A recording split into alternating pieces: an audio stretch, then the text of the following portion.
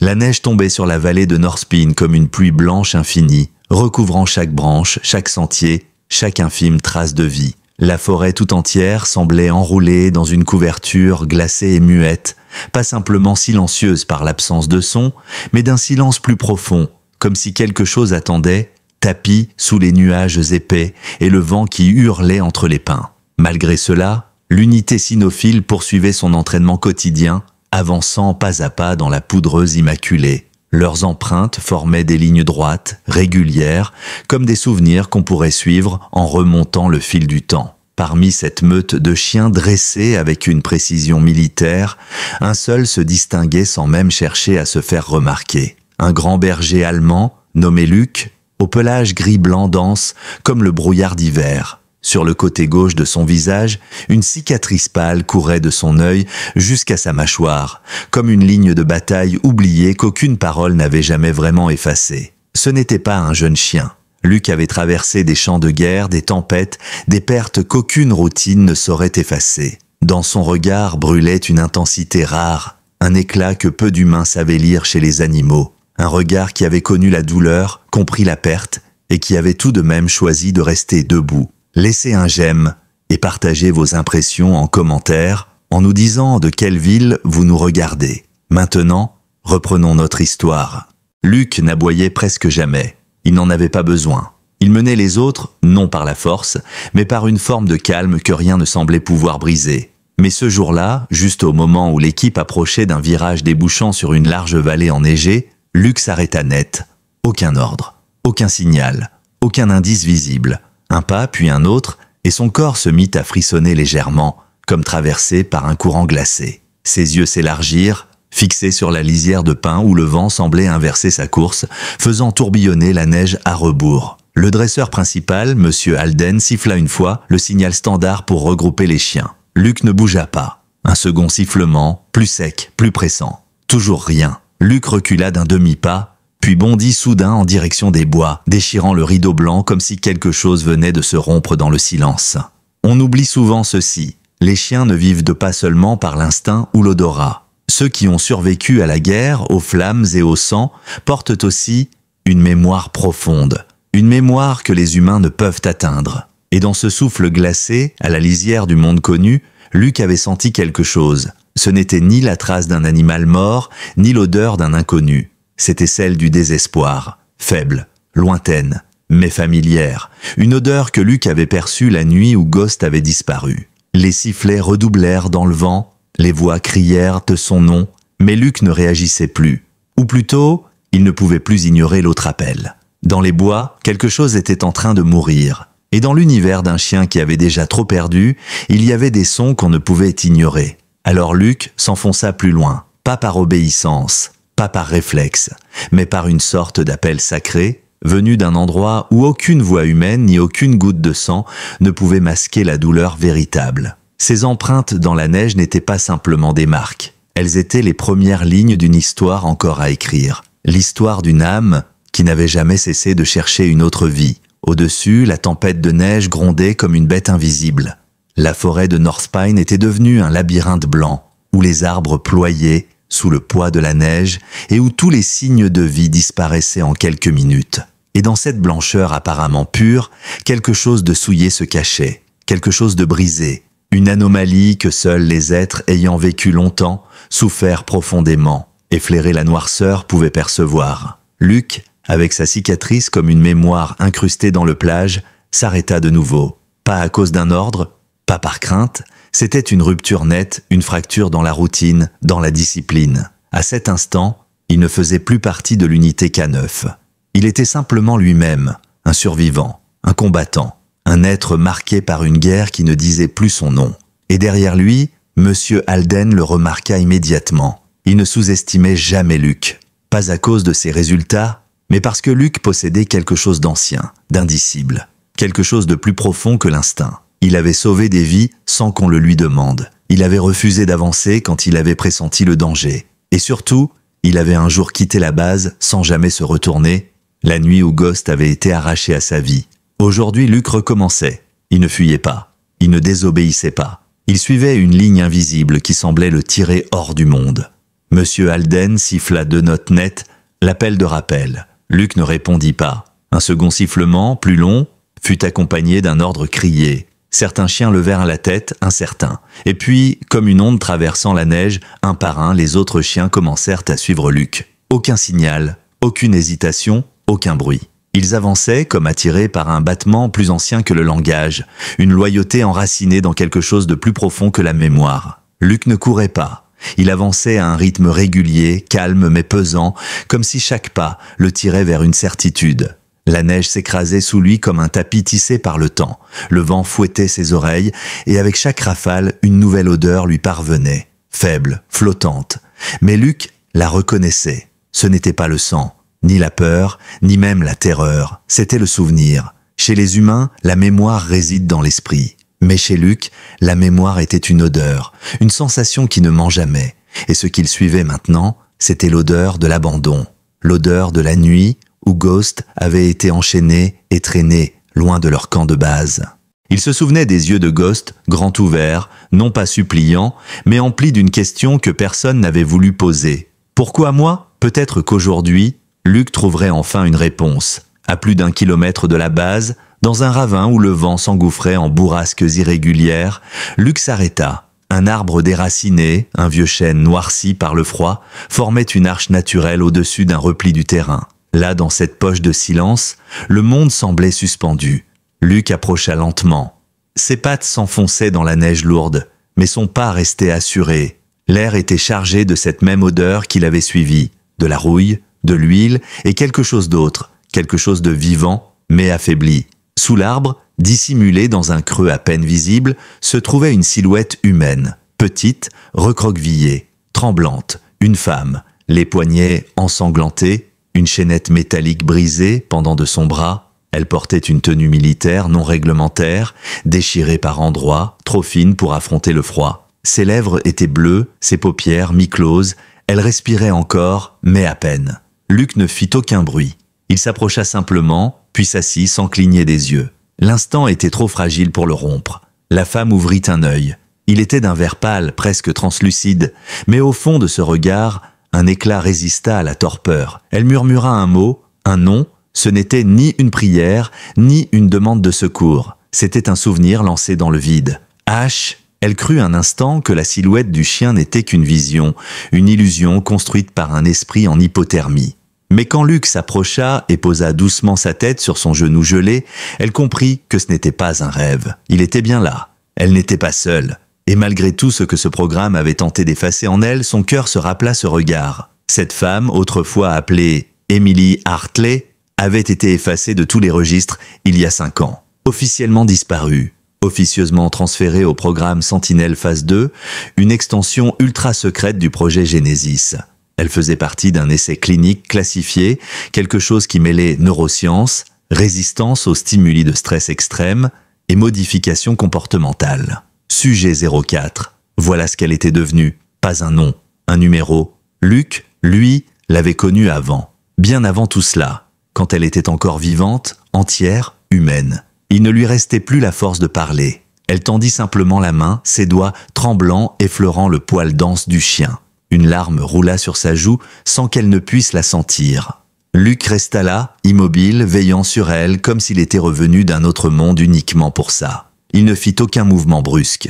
Il savait que chaque bruit, chaque contact pouvait faire éclater ce fragile lien qu'il tentait de retrouver à travers la glace et les années. Lorsque l'un des agents de la base, alerté par la désertion de Luc, retrouva enfin sa trace grâce au collier GPS, il la découvrit à genoux, appuyée contre le flanc du chien. À ce moment-là, le vent s'était calmé. Les flocons tombaient à nouveau tout droit, comme s'ils avaient attendu ce moment. L'homme appela du renfort. Ils ramenèrent Emily au centre médical. Luc ne les quitta pas d'une semelle. Il n'avait pas besoin d'ordre. Sa mission, il l'avait choisie. Lorsqu'Emily se réveilla, plusieurs heures plus tard, entourée de câbles et de machines, elle mit du temps à comprendre où elle était. Le plafond était blanc, les murs sans fenêtre. Une salle d'interrogatoire déguisée en chambre d'hôpital. Dans un coin, derrière la porte vitrée, Luc était couché, les yeux grands ouverts, observant chaque geste. Elle essaya de parler, mais sa gorge était trop sèche. Une infirmière s'approcha avec un masque d'oxygène, mais Emily la repoussa doucement. Ses yeux ne quittaient pas Luc. Un homme entra, veste de fonctionnaire, chemise impeccable, cheveux gominés. Monsieur Ricard Grayson, responsable du département Technologies comportementales avancées. Un nom qui sonnait comme une couverture. Son ton était froid, presque poli. Il parle d'une voix douce, mais chaque mot était aiguisé. Madame Hartley, ou devrais-je dire sujet 04, vous avez été présumée morte. Imaginez notre surprise. Il souriait sans émotion, comme s'il récitait un discours. Ce chien appartient toujours au gouvernement. Son comportement est devenu imprévisible. Nous allons devoir le placer en observation.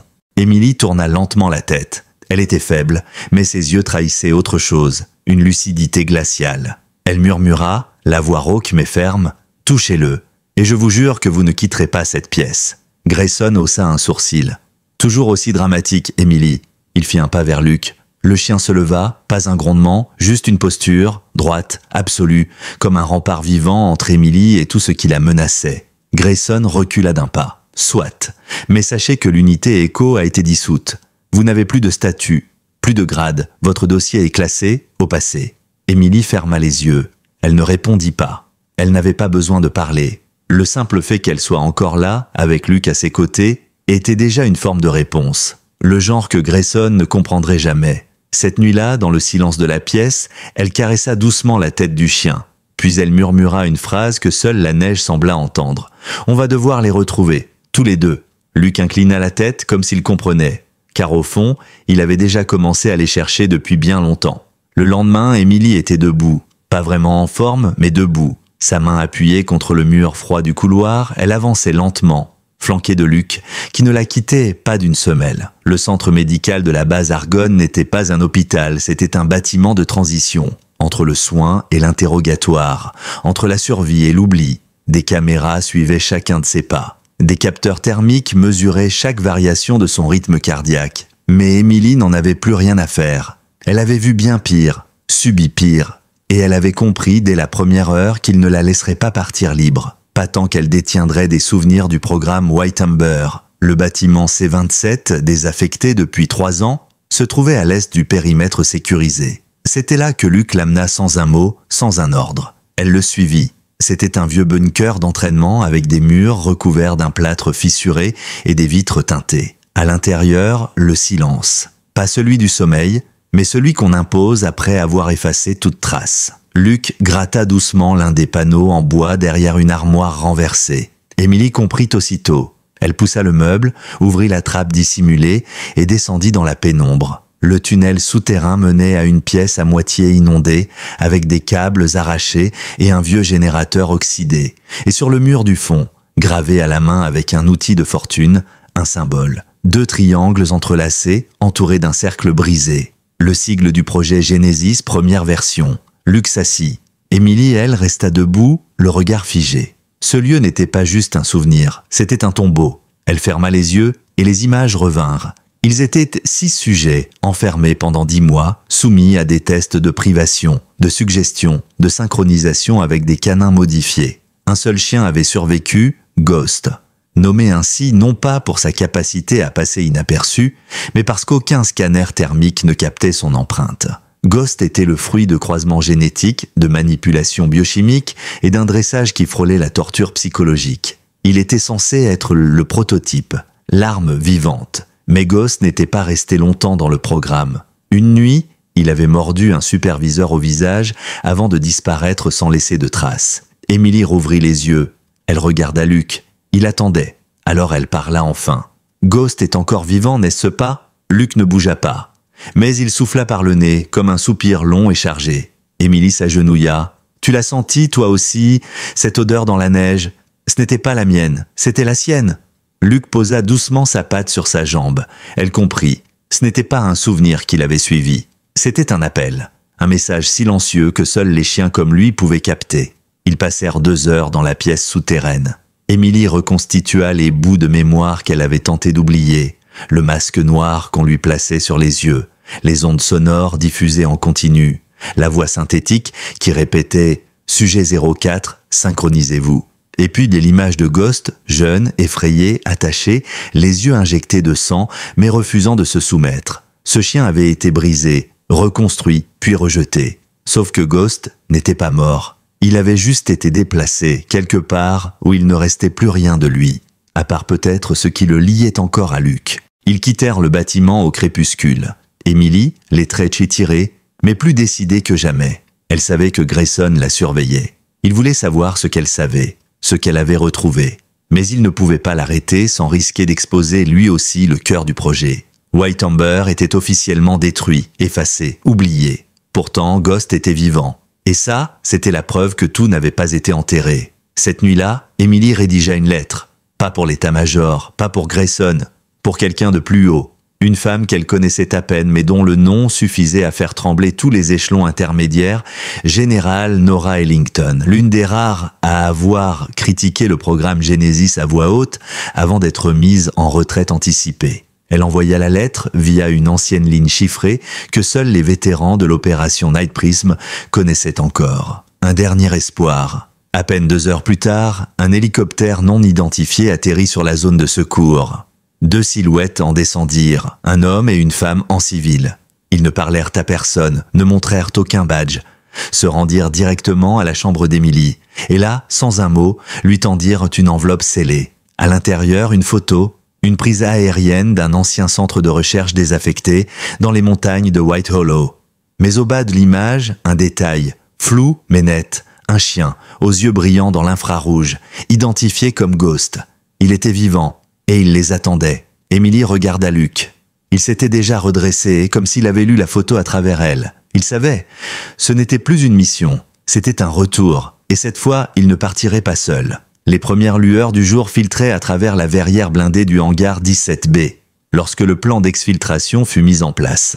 Emily, Luke et les 2 agents venus en silence étaient désormais unis par une chose que Grayson ne contrôlait plus, la vérité. Le genre de vérité qu'on ne publie pas, qu'on ne range pas dans un dossier confidentiel, mais qui finit toujours par refaire surface. L'un des agents se nommait Cooper Finch. L'autre, une femme d'une 50aine d'années, ancienne analyste des opérations clandestines, répondait au nom de Monroe. Aucune émotion apparente, mais un regard qui analysait tout. Monroe n'avait jamais rencontré Emily, mais elle semblait la connaître mieux que personne. En quittant le hangar, elle lança simplement « Vous avez 3 jours, après, même l'armée ne pourra plus vous couvrir ». Puis elle disparut dans l'hélicoptère qui les avait amenés. Cooper, resté en retrait, guida Emily vers un véhicule blindé, banalisé. Luke bondit à l'arrière sans attendre d'autorisation. La route jusqu'aux montagnes de White Hollow allait être longue, sinueuse et dangereuse. Les données satellites ne montraient qu'un bâtiment en ruine, mais les capteurs thermiques avaient révélé des mouvements inhabituels. Signaux intermittents, chaleur diffuse, et une fois, ce qui ressemblait à une patrouille. Si Ghost était bien là, alors il n'était pas seul. Et cela voulait dire que le programme Sentinelle Phase 3, officiellement mort depuis 6 ans, avait été relancé ailleurs dans l'ombre. Pendant le trajet, Emily garda les yeux rivés sur la photo. La silhouette du chien, légèrement floue, semblait l'observer à travers l'objectif, comme s'il l'attendait. Elle se souvenait encore de la dernière fois qu'elle avait vu Ghost. Il avait le regard d'un condamné. Ce jour-là, ils avaient injecté une puce neuronale expérimentale dans son cortex. Une interface destinée à le relier directement à un réseau de commandes et tactiques. Ghost avait hurlé, pas un cri animal, un cri presque humain. Et puis, plus rien. Il avait été emmené, transféré vers une unité extérieure. Personne n'avait jamais su où, jusqu'à aujourd'hui. Le convoi quitta enfin la route principale pour emprunter un ancien chemin de service, défoncé par le gel et bordé d'arbres décharnés. Le silence était pesant. Même Luke, habituellement alerte à chaque vibration, restait couché les oreilles en arrière, comme s'il sentait ce qui les attendait. Lorsqu'ils atteignirent la limite du périmètre sécurisé, Emily descendit du véhicule. À cet instant précis, elle cessa d'être une ancienne soldate en fuite. Elle redevint ce qu'elle avait été au tout début, une unité indépendante spécialisée en récupération tactique, une traceuse. Son rôle, retrouver ce qu'on voulait cacher et l'arracher à l'oubli. Cette mission ne figurait dans aucun rapport, mais elle comptait plus que toutes les décorations qu'on ne lui avait jamais données. La montée vers le site désaffecté se fit à pied, à travers la forêt dense. Les arbres semblaient former un couloir sinistre et solennel, comme s'ils savaient que cette piste n'était plus empruntée par des vivants. Luke menait le pas, flair en l'air, les muscles tendus. À chaque mètre, l'odeur se renforçait. Une étrange combinaison de désinfectants, de métal chaud et de peur ancienne. Puis, entre deux rochers couverts de givre, ils l'aperçurent. Le bâtiment, un ancien centre de confinement. Murs de béton craquelés, fenêtres obstruées, antennes rouillées, mais l'une d'elles clignotait encore. Émilie s'arrêta. Luc fit de même. Elle s'agenouilla, posa la main au sol et ferma les yeux. Elle écouta. Le vent d'abord, puis un bourdonnement lointain à peine perceptible, comme une fréquence artificielle pulsée à intervalles réguliers. Ce n'était pas un système de sécurité classique, c'était une balise, un appel codé. Une balise de détresse? Non, c'était trop spécifique d'être ciblé. Elle se retourna vers Luc. « Tu le sens ?» Il incline la tête, puis en séant sans prévenir, il poussa un long gémissement grave. Ce son, Émilie ne l'avait entendu qu'une fois auparavant. Le jour où ils avaient enterré Nova, la première chienne morte pendant les essais de synchronisation. Ils approchèrent de l'entrée. La porte principale était soudée, mais un accès latéral, probablement utilisé par le personnel technique, semblait fonctionnel. Cooper crocheta la serrure avec une précision militaire. À l'intérieur, l'obscurité. Une obscurité épaisse, poussiéreuse, peuplée de souvenirs. Émilie alluma sa lampe. Les murs portaient encore les restes d'anciennes consignes de sécurité, griffonnées à la hâte. Sur l'une d'elles, un mot écrit en lettres capitales, Raven. Un nom de code, un signal. Émilie le connaissait. Ils descendirent un couloir étroit. Chaque pas résonnait dans le béton humide. Puis ils entendirent un bruit. Un raclement, léger mais distinct. Luc s'arrêta net. Il grogna bas, profond. Émilie leva le poing pour signaler l'arrêt. Silence. Puis, dans un recoin de l'ombre, une paire d'yeux brillants. Pas hostiles, pas peureux, attentifs, curieux et fatigués. Ghost. Il sortit lentement de l'ombre, plus grand qu'avant, plus massif. Son pelage portait des marques, des cicatrices, des fils métalliques à peine visibles intégrés à son cou. Il ne boitait pas, mais sa démarche n'était plus naturelle. Il s'approche d'un pas, un seul, puis s'arrêta. Son regard allait de Luc à Émilie, comme s'il tentait de vérifier si c'était bien réel. Émilie s'accroupit lentement. « C'est moi, Ghost, c'est fini, tu peux rentrer. » Il ne bougea pas. Puis, au bout de longues secondes, il poussa un son, un souffle rauque, chargé de souvenirs. Luc, lui, s'approcha. Ils se fixèrent, et puis, sans un bruit, se touchèrent le front. Un contact doux, comme une reconnaissance, comme un pardon. Émilie sentit ses jambes trembler. Elle venait de retrouver un fantôme. Et ce fantôme, contre toute attente, respirait encore. Ghost se tenait devant eux, imposant, étrange, presque irréel. Son regard n'avait plus rien du chiot nerveux que Luc avait connu. Il était devenu quelque chose d'autre. Plus qu'un chien, moins qu'une machine. Un survivant, pris entre deux mondes. Son pelage, sombre comme de l'onyx, était strié de fines cicatrices blanchâtres. Certaines semblaient anciennes, d'autres récentes, fraîches, encore rosées par le traumatisme. Un fin harnais synthétique, bardé de capteurs et d'implants, lui couvrait la nuque. Émilie comprit aussitôt, Ghost n'était pas seulement vivant, il avait été réactivé. Un mouvement à l'intérieur du bâtiment brisa l'instant. Cooper se redressa, arme levée. Mais Ghost ne bougea pas. Au contraire, il recula doucement et fixa un point dans l'ombre. Luc se plaça devant Émilie sur la défensive. Puis, sans prévenir, une porte latérale s'ouvrit dans un sifflement de piston, révélant un couloir éclairé d'une lumière blafarde. Une silhouette apparut, une femme fine, vêtue d'un uniforme gris, sans un signe.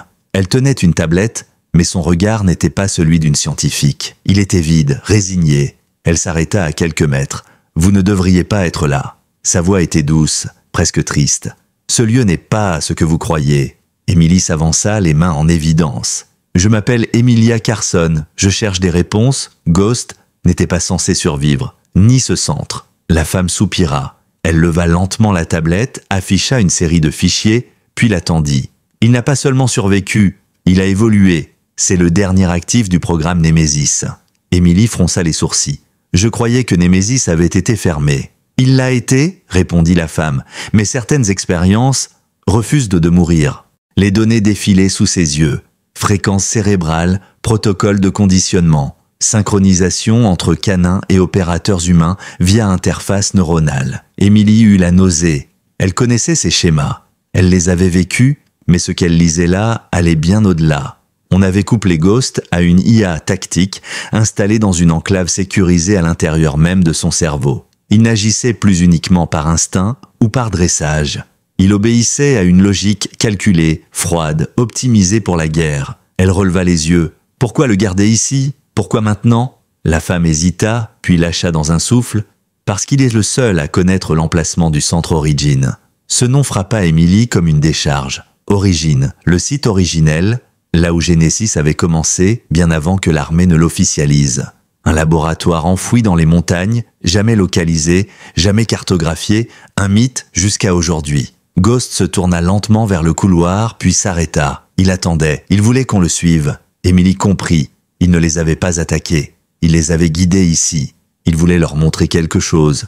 Cooper, prudent, referma sa veste, vérifia son arme, puis hocha la tête. « On y va ?» Ils suivirent de Ghost à travers une série de galeries. Le béton cédait par endroits à des parois renforcées de titane. Des capteurs obsolètes pendaient des murs, inutiles. Et puis, après un long couloir circulaire, ils arrivèrent devant une porte noire, sans poignée. Ghost posa sa patte sur un socle au sol. Un signal s'enclencha. La porte glissa dans un silence parfait. À l'intérieur, un dôme. Une salle circulaire, entièrement intacte, comme figée dans le temps. Des écrans éteints, des sièges ergonomiques, et au centre, un caisson, scellé, étiqueté, embryon K9, confidentiel, classé Oméga. Emily sentit son cœur se figer. Le programme Nemesis n'avait jamais été conçu pour améliorer les chiens. Il avait été créé pour les reproduire, ou plutôt, les cloner. Elle s'approcha. Le caisson vibrait faiblement. À l'intérieur, un liquide ambré. Et une silhouette, canine, immobile. Une copie parfaite de Ghost, plus jeune, sans blessure, sans puce visible. Elle recula d'un pas. « Il crée une armée », murmura-t-elle. Cooper regardait autour de lui les mâchoires serrées. Et Ghost les a trahis. Emily comprit aussitôt. Ghost n'était pas juste un sujet. Il était devenu conscient. Il avait vu ce qu'il faisait, compris ce qu'il préparait, et avait fui. Mais au lieu de disparaître, il avait décidé de les mener ici, vers la preuve, vers l'arme qu'il ne pourrait jamais expliquer. Soudain, les lumières s'éteignirent. Une sirène lointaine retentit. Quelqu'un ou quelque chose avait repéré leur présence. Cooper leva les yeux vers l'un des écrans qui venait de se rallumer. Une alerte rouge clignotait. Système externe compromis, drone entrant. Emily se tourna vers Ghost. Il la fixait. Il savait que l'heure n'était plus à l'observation. Il bondit en direction de la sortie. Luke le suivit sans hésiter. Emily ferma le dossier dans sa tablette, arracha le disque dur principal du terminal, puis courut. À l'extérieur, le vent s'était levé, cinglant, chargé d'odeurs de carburant et de neige. Dans le ciel, un drone militaire, non marqué, silencieux, mais armé. Il descendait en spirale lente, comme un faucon patient. Emily, Cooper, Luke et Ghost atteignirent les bois à temps pour éviter la première frappe. L'explosion réduisit le dôme à une pluie de débris métalliques. Il n'y avait plus de retour possible. Leur seule issue, désormais, était de faire sortir la vérité. Alors qu'ils couraient à travers la forêt, Ghost s'arrêta un instant. Il renifla l'air, puis poussa un hurlement, long, grave, inconnu, un cri codé, un signal destiné à un récepteur que ni Emily ni Cooper ne comprenaient. Et pourtant, quelque chose lui répondit. Loin dans les bois, un second hurlement, différent, mais synchronisé. Emily croisa le regard de Cooper.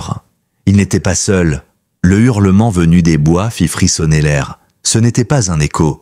C'était une réponse, calculée, précise, porteuse d'un message. Emily sentit une tension glaciale lui remonter l'échine. Ghost n'était pas revenu seul dans ces montagnes.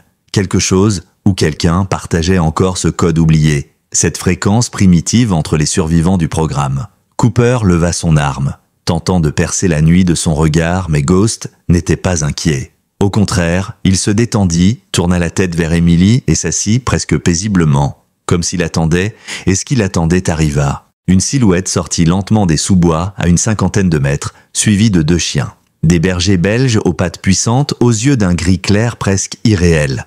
Leurs mouvements étaient fluides, presque silencieux. Mais ce n'étaient pas des animaux normaux. Ils portaient des colliers renforcés à mi-chemin entre le harnais tactique et l'armure médicale. L'homme qui les guidait n'avait pas d'uniforme identifiable.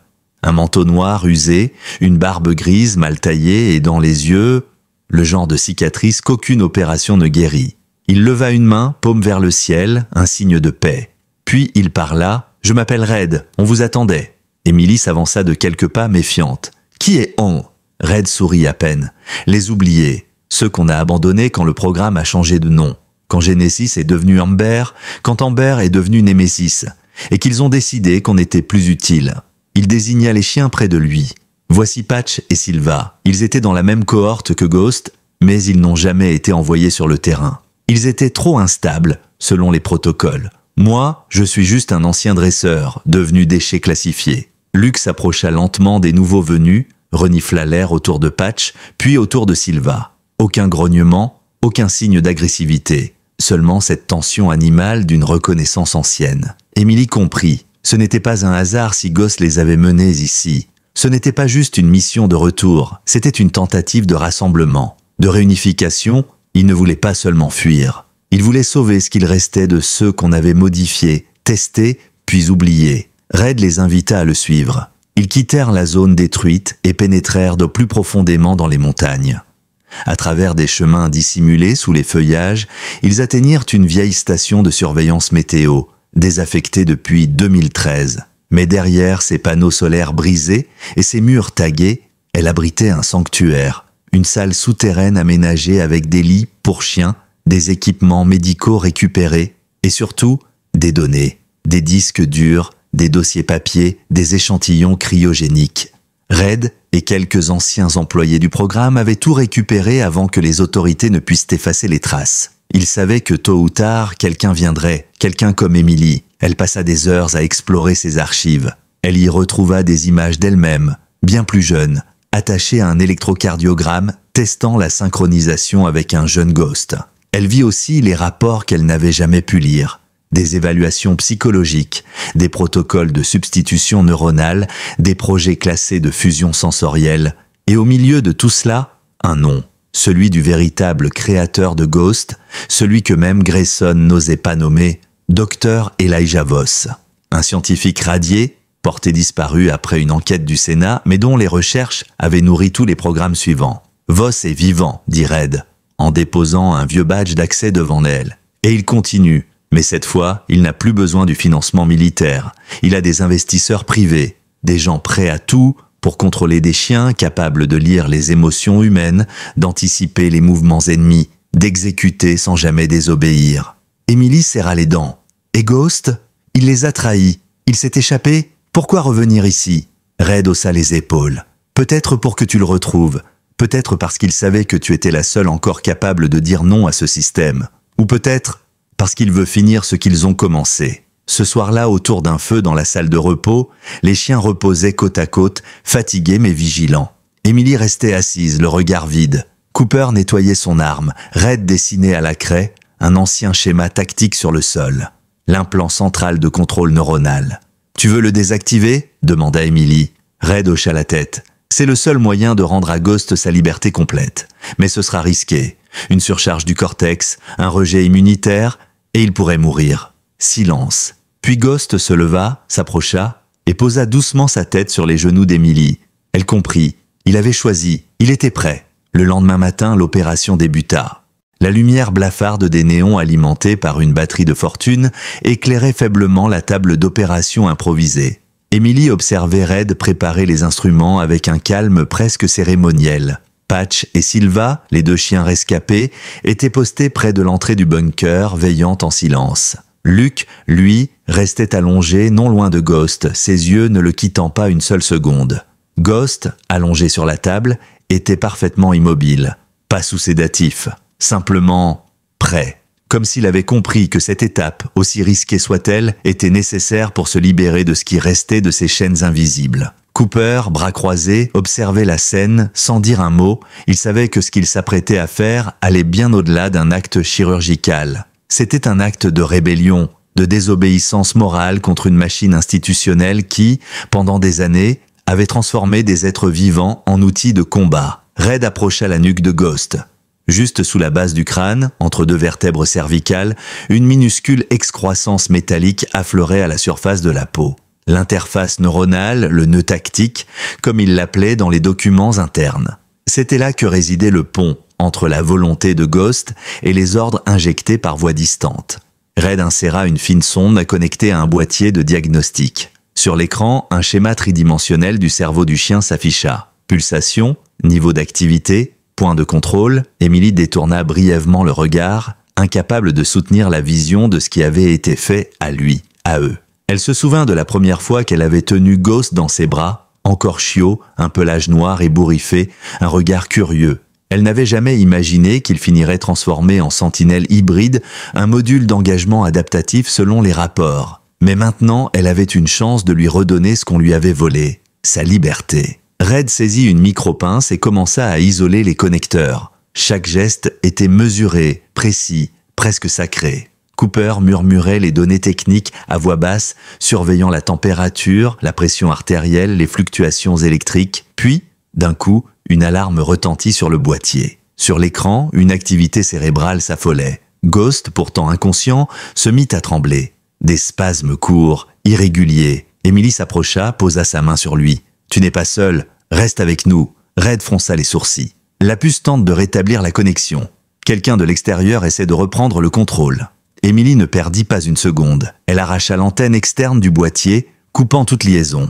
L'écran se stabilisa. Ghost se calma. Red, trempé de sueur, reprit la procédure. Quelques minutes plus tard, la puce fut extraite. De la taille d'un ongle noir, lisse, presque anodine. Mais à l'intérieur, des dizaines de routines de contrôle, de protocoles d'engagement, de signaux mortels. Red la posa sur la table puis l'écrasa avec une pince. Elle explosa dans un craquement sec. Un bruit minuscule, mais à cet instant, quelque chose de grand venait de tomber. Ghost ouvrit les yeux, lent, lourd, mais lucide. Il tourna la tête vers Emily puis vers Luke. Aucun grognement, aucun spasme, juste une respiration profonde. Il était là, entier, délivré. Ils passèrent le reste de la journée à le surveiller. Il ne bougeait pas beaucoup, mais sa conscience semblait revenue. Lorsqu'Emily prononçait son nom, il réagissait immédiatement. Il suivait les mouvements de Luke et répondait même au son de Cooper. Son regard avait changé. Il n'était plus distant ni soumis. Il était présent, pour la première fois depuis des années. Mais la nuit tombée, tout changea. Une explosion secoua les fondations du bunker. Emily bondit, son arme à la main. Cooper plaqua son oreille contre le mur. Une charge thermique. Quelqu'un vient de forcer l'entrée secondaire. Red hurla, « Cachez les données !» Ils ne doivent pas tomber sur le disque dur.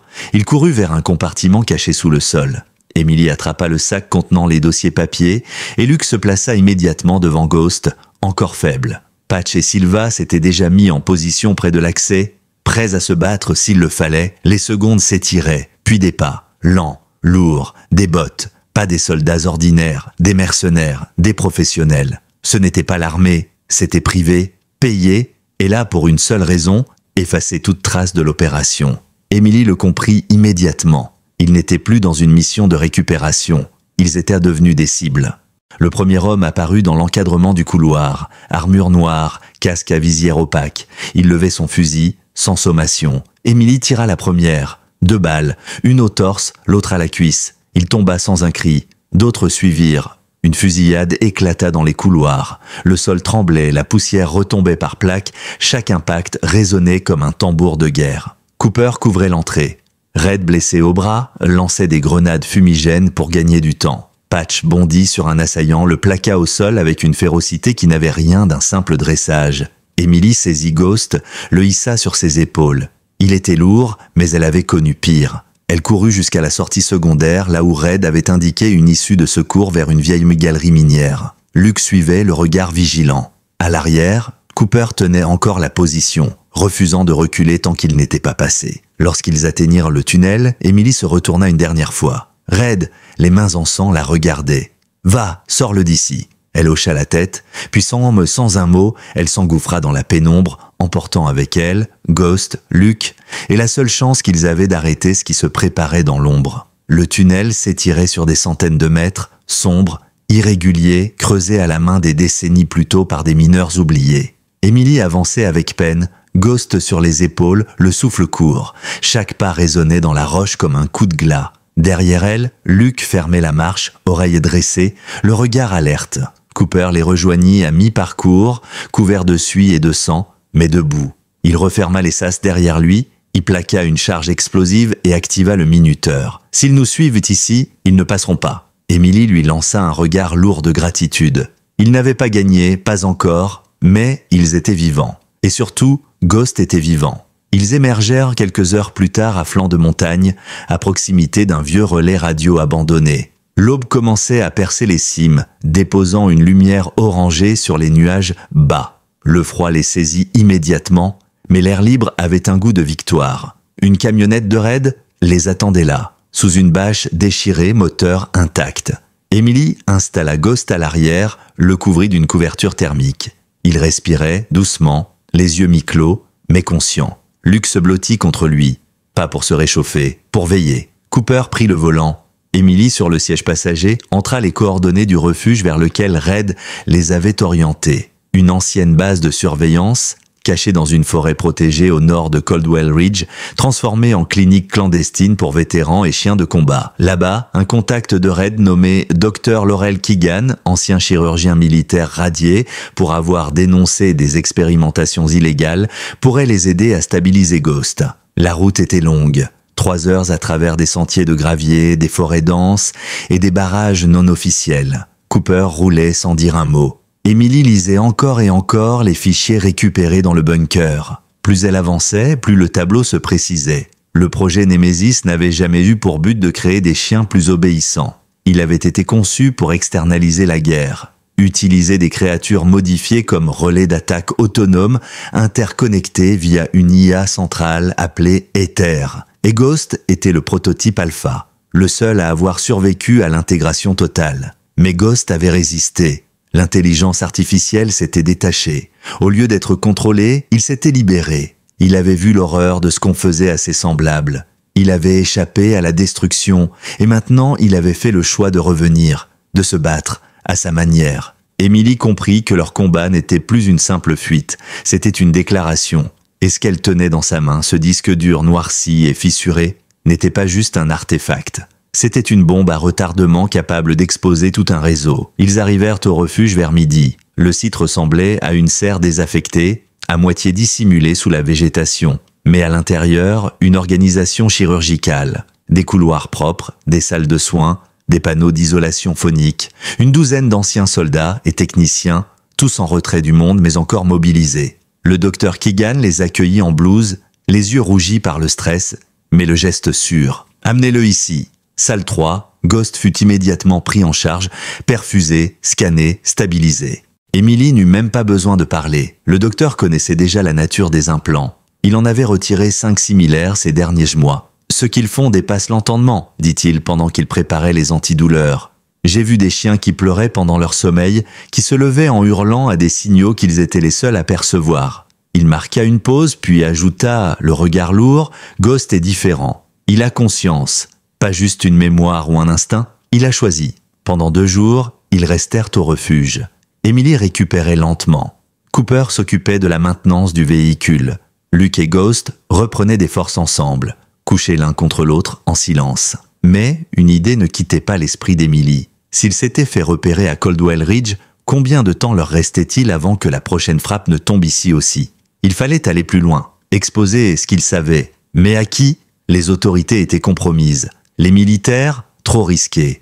Les médias, trop vite muselés. Alors, une option s'imposa, Anna Doyle, journaliste indépendante basée à Denver, virée de 3 chaînes majeures pour avoir refusé de censurer ses reportages sur les traitements infligés aux vétérans. Emily l'avait rencontrée une fois des années plus tôt sur une base en Arizona. C'était une femme directe, sans filtre, sans peur. Si quelqu'un pouvait porter cette histoire au monde, c'était elle. Emily composa un vieux numéro, une tonalité, puis une voix rauque, Doyle. « Ici, Emilia Carson. J'ai une histoire pour toi, une vraie. » Silence, puis un soupir. « Tu vis encore? Je suis surprise.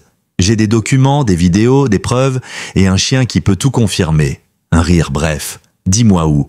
Je t'envoie des coordonnées, mais viens seul. » La rencontre fut fixée pour le lendemain. Mais cette nuit-là, Ghost se leva, seul. Il sortit dans la cour silencieuse du refuge, leva les yeux vers la forêt et eut mal l'air. Un frisson parcourut son échine. Il grogna, bas. Emily, qui n'arrivait pas à dormir, le rejoignit, pieds nus sur le sol froid. « Qu'est-ce que tu sens, mon grand ?» Ghost se tourna vers elle, un grognement plus profond. Emily comprit. Quelqu'un approchait, mais ce n'était pas un ennemi. C'était une autre mémoire. L'ombre avançait lentement à travers les arbres, brisant à peine le silence de la forêt. Emily, le souffle suspendu, posa instinctivement la main sur son arme. Ghost, lui, resta figé. les muscles tendus, les oreilles dressées. Puis il émit un son étrange, un gémissement, rauque comme une mémoire douloureuse retrouvée. La silhouette sortit du couvert végétal. Une femme, vêtue d'un long manteau militaire usé, les cheveux blonds ramenés en tresse, une cicatrice profonde courant le long de sa mâchoire. Elle n'était pas armée, mais chaque mouvement respirait l'entraînement, la précision. Elle s'arrêta à une dizaine de mètres. « Je ne viens pas pour vous nuire », dit-elle simplement. Emily resta silencieuse. L'inconnu s'agenouilla lentement, et Ghost, contre toute attente, s'avança. Il la renifla, un cercle, puis un autre, et enfin il posa sa tête contre sa poitrine. Emily sentit un nœud se former dans sa gorge. « Qui êtes-vous » demanda-t-elle, la voix tremblante. La femme leva les yeux vers elle. « Je m'appelle Sloane, ancienne technicienne en neuroassistance. J'étais assignée à Ghost. Il me reconnaît ?» Emily baissa lentement son arme. Sloane se releva. « Je l'ai cru mort pendant des années. J'ai quitté le programme avant que le pire ne commence. Mais j'ai gardé un œil. Des gens comme moi, il y en a d'autres, dispersés, silencieux, mais pas oubliés. Et quand j'ai vu l'explosion à Caldwell Ridge, j'ai su que vous aviez survécu. » Ghost ne quittait plus Sloane. Il était calme, presque apaisé, comme si pour lui, cette femme faisait partie d'un fragment d'enfance que rien ne pourrait effacer. Ils rentrèrent au refuge. Cooper les attendait, fusil en main. Mais Emily lui fit signe de ne pas tirer. « Elle est avec nous » dit-elle. Sloane raconta tout. Comment elle avait vu le projet déraper. Comment les protocoles avaient changé. Comment Voss avait repris le contrôle des unités, supprimant toute limite éthique. Ils appelaient ça l'optimisation sensorielle. Mais en réalité, ils entraînaient les chiens à ignorer la douleur, à désactiver l'empathie, à tuer même leurs anciens maîtres si l'ordre venait de l'IA. Emily serra les poings. « Et maintenant, où est Voss ?» Sloane hésita. Il ne se cache plus vraiment. Il dirige un centre de recherche privé à l'ouest de Stonemount. Officiellement, c'est un institut vétérinaire de pointe. En réalité, c'est un laboratoire de développement comportemental. Ils y testent que de nouvelles séquences sur des chiens récupérés de guerre. Cooper fronça les sourcils. Des chiens de guerre, tu veux dire les anciens K9 ? Oui, et pas seulement. Ils achètent aussi des chiens errants, des refuges entiers parfois, disparaissent sans laisser de traces. Emily ne répondit pas. Elle fixait Ghost qui s'était recouché, les yeux clos, le corps détendu pour la première fois depuis longtemps. Puis elle leva les yeux vers Sloane. « Tu peux nous y amener ?» Silence. « Pas par la voie directe, répondit-elle. Mais je connais une entrée technique. Un ancien conduit de service, désaffecté depuis un incendie. Il mène jusqu'au sous-sol du centre. Si on y accède, on peut tout voir, tout enregistrer. Le plan était fou, mais il n'y avait plus d'autre choix. Le lendemain matin, Anna Doyle arriva dans une Jeep poussiéreuse. Jeans délavés, caméra à l'épaule, cigarette à la bouche, elle reconnut immédiatement Emily. « T'as l'air d'avoir pris un train sur le visage ?» dit-elle en guise de salut. Emily lui tendit un sac. « Tout est là, vidéo, rapport, données. Mais ce n'est pas fini. Il y a un dernier endroit. » Anna regarda autour, puis vers Ghost. « C'est lui ? » ?»« Oui. Il a l'air d'un mythe vivant. » Elle alluma sa caméra. « Raconte-moi tout, depuis le début. » Pendant 1 heure, Emily parla de la base Genesis, de l'accident en Irak, du transfert de Ghost, de la disparition de Voss, de la fuite, de la survie, de la résilience. Anna ne posait pas de questions.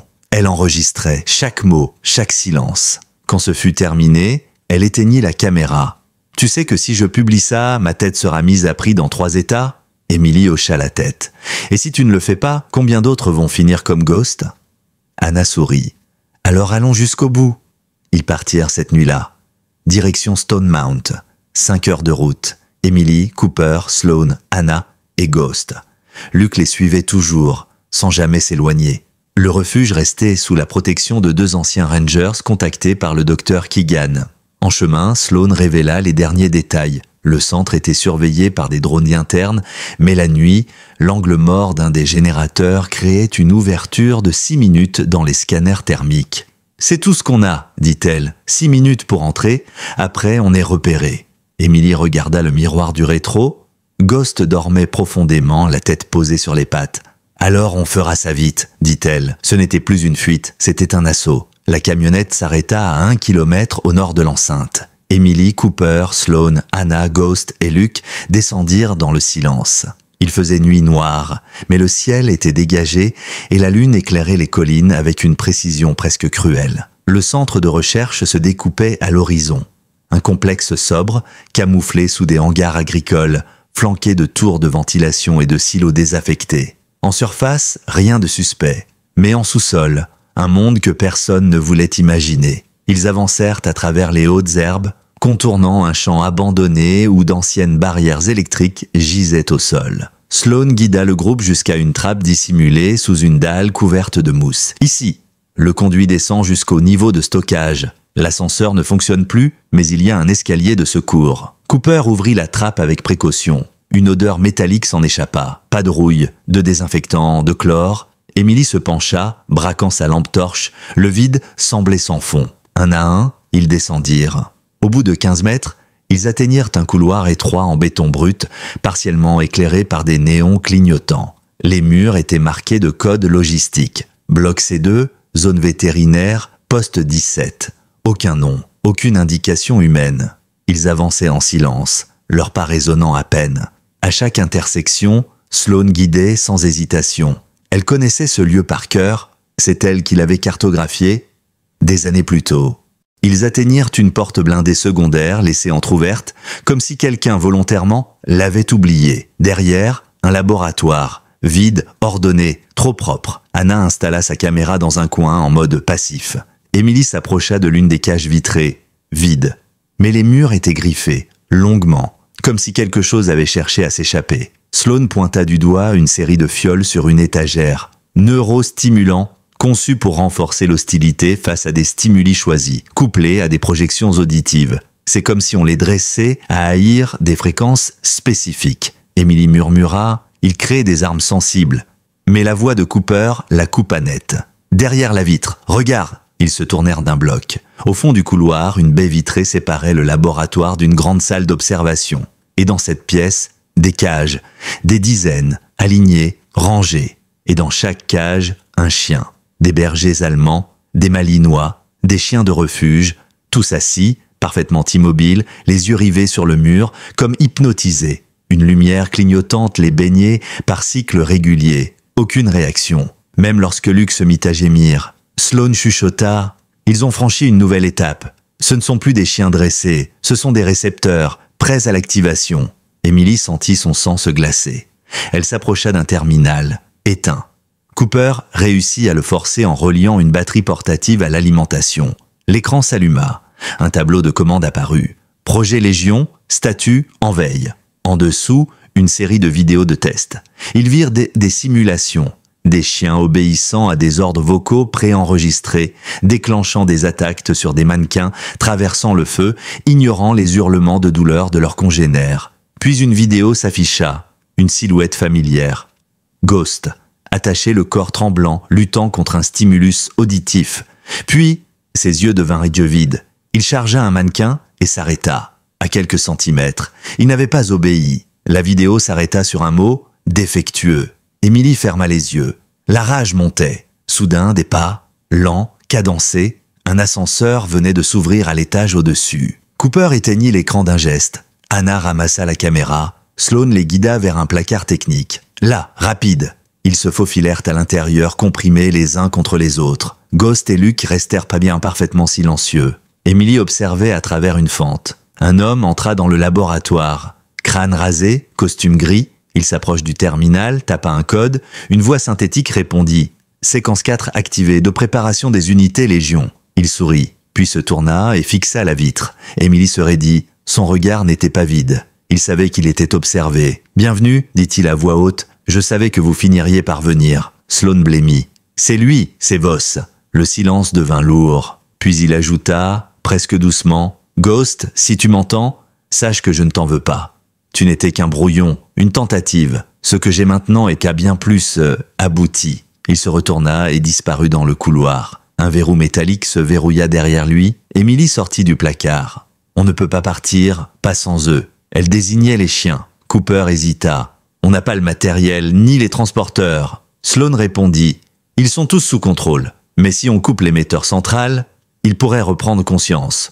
Ou au moins cesser d'obéir. Où est-il? Sous-sol, salle principale. Mais il est protégé par une triple barrière physique. » Emily attrapa son sac. « Alors on perce. On ne fuit pas cette fois. On libère. » Ghost se redressa, lentement. Malgré la fatigue, malgré les séquelles, il était prêt. Le sous-sol, n'était pas cartographié sur les plans traditionnels.